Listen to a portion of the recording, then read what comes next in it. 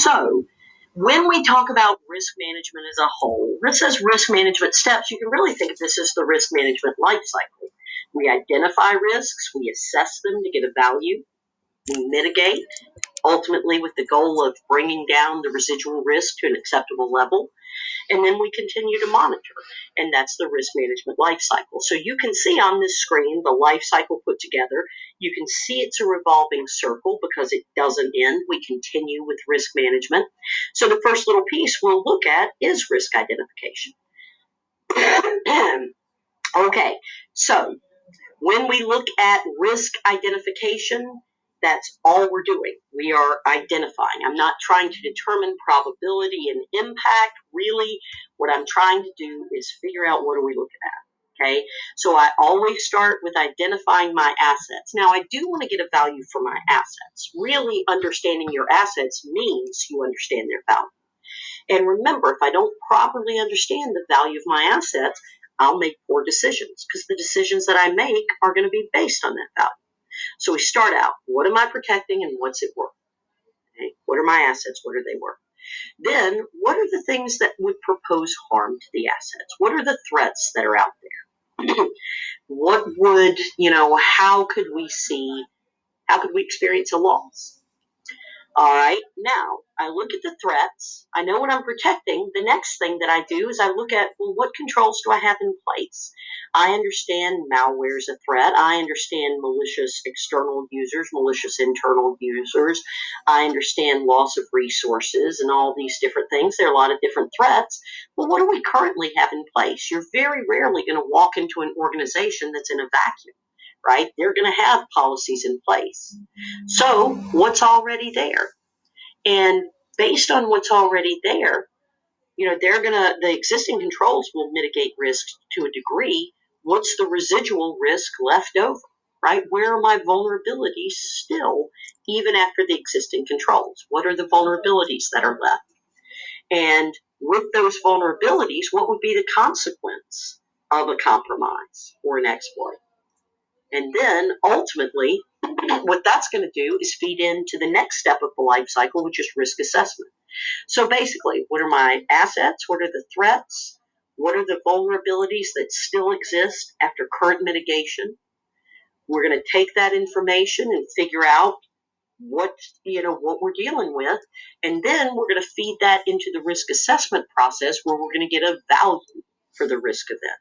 Okay, so how do we identify risks?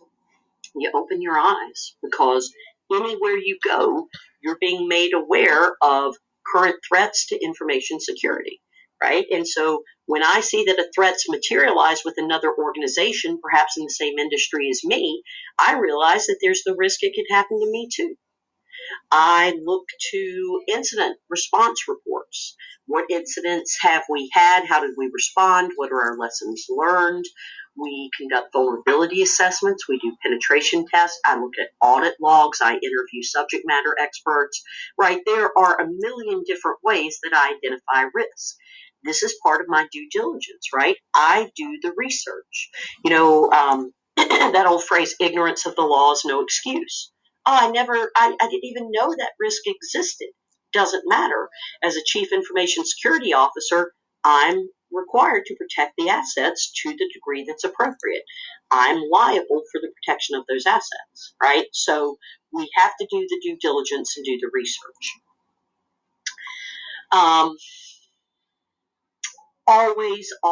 Always, we look at the risks that have an impact on the business. Everything that we do, and technicians the most have this the hardest. That's probably not a very grammatically correct way to say that, but I've already told you I'm from North Carolina. You're going to have to bear with me. Later on, I'll be saying things like you might, oughta, should. So bear with me for a little bit. But the bottom line is risks are only relevant as they impact the business. So when we talk about setting up risk responses and prioritizing risks, we're looking at the risks that have the greatest impact. We always want to be in alignment with the goals and objectives of the business. So really, if we're looking at coming in and creating a risk management strategy, the first thing and the foremost thing we do is we understand the business. We meet with senior management. We look at the goals and the objectives of the business.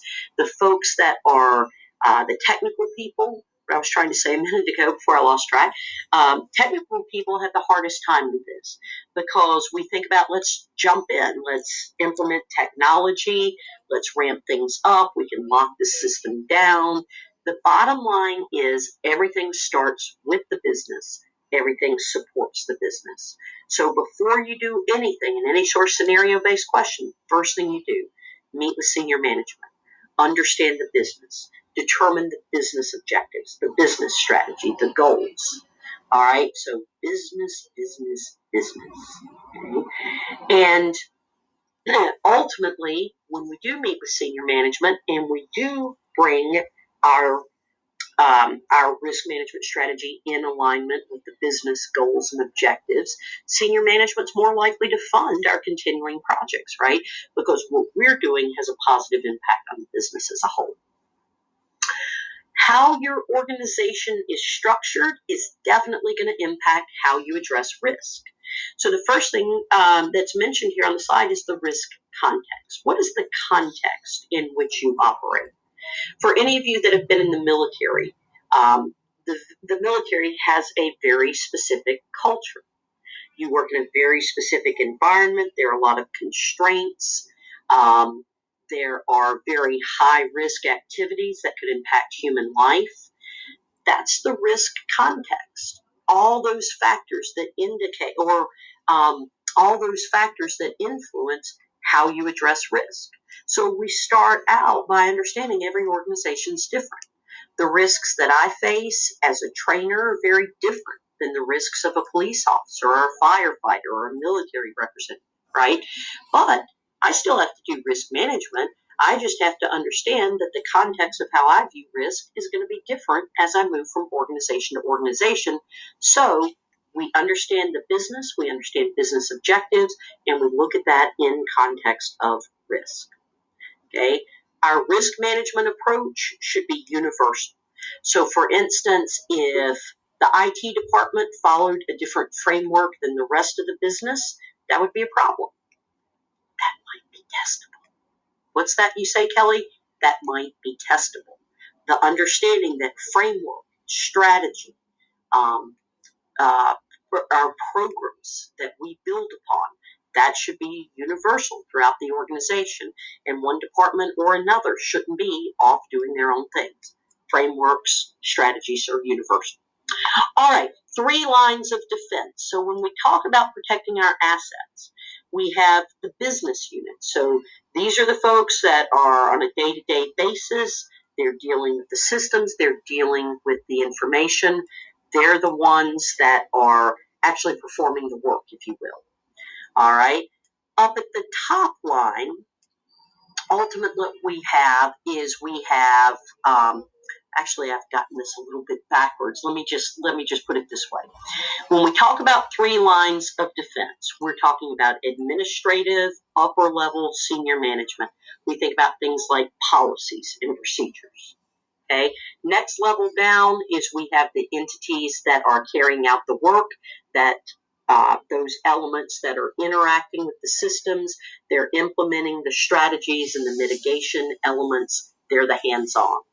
And then we also have the third line, which is the audit, right? So we essentially have senior management, we have the users, then we have the auditing department.